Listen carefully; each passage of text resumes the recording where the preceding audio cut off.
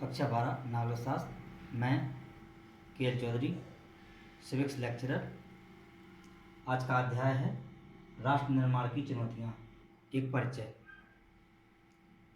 इस अध्याय में हमको 3 टॉपिक क्लियर करना है: विविधता में एकता, लोकतंत्र की स्थापना और आर्थिक विकास। इन बिंदुओं पर चर्चा करने से पहले हमको पृष्ठभूमि में जाना होगा। पृष्ठभूमि में देश का विभाजन, जैसा कि हम सबको विदित है, 14 अगस्त सन 1947 को भारत और पाकिस्तान का विभाजन हो गया था। 15 अगस्त सन 1947 को हमारा देश आज़ाद हुआ। आज़ादी के समय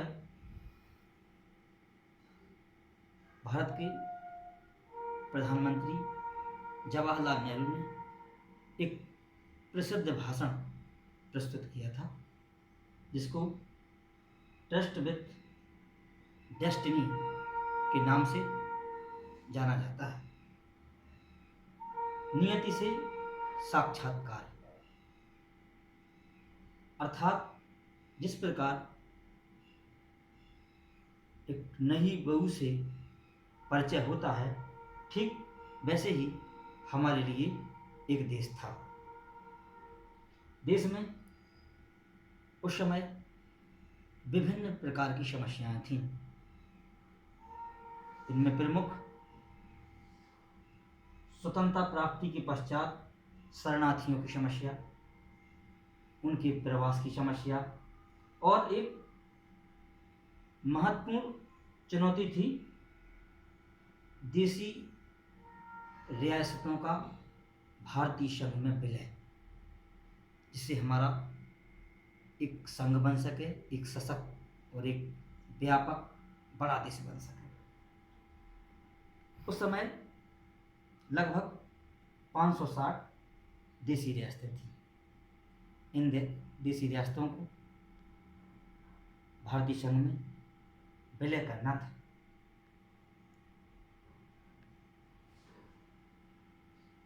इस पाठ को समझने के लिए राष्ट्र निर्माण को समझना बहुत आवश्यक है। राष्ट्र निर्माण को अगर हम नहीं समझेंगे तो ये अध्याय हमें समझ में नहीं आएगा। राष्ट्र निर्माण अर्थात राष्ट्रवाद, नेशनलिज्म, जिसका सहज भाषा में अर्थ होता है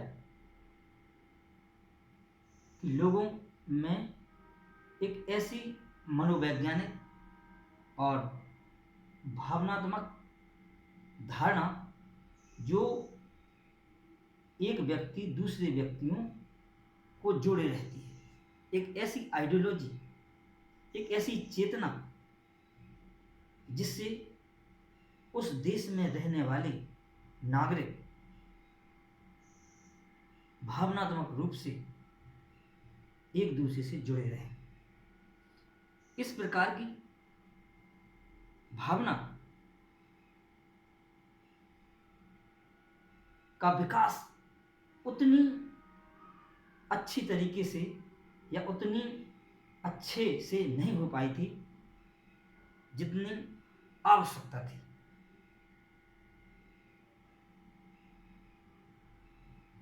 टॉपिक पे आते हैं, राष्ट्र निर्माण। विविधता में एकता। भारत में वेशभूषा, जाति, धर्म, संप्रदाय, भाषा, भौगोलिक संस्कृति, जलवायु, मिट्टी के आधार पर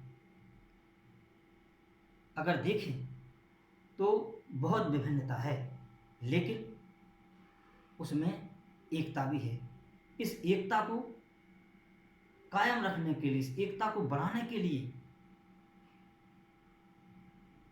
उस समय ऐसी चुनौतियां थीं, जैसे कि हमारा देश विभिन्न विविधताओं के बावजूद भी एकता की कतार में खड़ा हो, वो देश को देश समझे, राष्ट्र को अपना देश समझे। लोकतंत्र की स्थापना, जैसा कि हम सबको विदित है कि 26 जनवरी सन 1950 को भारत का संविधान लागू हो चुका था। संविधान की भाषा एवं भावना को बरकरार रखने के लिए नागरिकों में इस प्रकार की राजनीतिक और संवैधानिक संस्कृति विकसित करने के लिए लोकतांत्रिक संस्थाओं का मैच्योर होना, सशक्त होना बहुत आवश्यक। उस समय कई समस्याएं थीं, जातिवाद, सांप्रदायिक दंगे, लोकतांत्रिक मूल्यों का अभाव, भागीदारी का अभाव, आर्थिक असमानता, चुनाव से संबंधित कई समस्याएं, विधानमंडलों में प्रतिनिधित्व किस प्रकार हो, सभी लोगों का प्रतिनिधित्व किस प्रकार हो, इन सब में लोगों के अंदर एक राजनीतिक आधुनिकीकरण किस प्रकार हो, ये उस समय समस्या थी। कई ऐसे प्रोग्राम, कई ऐसे कार्यक्रम संचालित किए गए जिससे हमारा लोकतंत्र और सशक्त हो। आर्थिक विकास, जैसा कि हमारे देश के प्रधानमंत्री जवाहरलाल नेहरू ने कहा था कि एक भूखे व्यक्ति के लिए वोट की कोई कीमत नहीं होती। राजनीति विज्ञान में एक लाइन है, किसी की परिभाषा है कि आर्थिक समानता के बिना राजनीतिक समानता का कोई अर्थ नहीं। हमने लोगों को आजाद तो कर दिया, लेकिन उस आजादी का सही मतलब तभी होगा जब लोग सशक्त होंगे, आर्थिक रूप से संपन्न होंगे। अगर हम विश्व की राजनीतिक व्यवस्थाओं पर नजर डालें तो लोकतंत्र संपन्न देशों में ही पनपा है। हमारे सामने लोकतंत्र को सशक्त बनाने के लिए आर्थिक विकास बहुत आवश्यक था। भारत सरकार ने उस समय प्रति व्यक्ति आय बढ़ाने के लिए, आधुनिकीकरण करने के लिए, आर्थिक असमानता को समाप्त करने के लिए कई प्रोग्राम संचालित किए। पंचवर्षीय योजनाओं के माध्यम से गरीबी दूर करना, खाद्यान्न में आत्मनिर्भर बनना और लोगों को रोजगार प्रदान करना, ये समय समस्याएं थीं। इन समस्याओं को निजात पाने के लिए भारत सरकार ने कई प्रयास किए।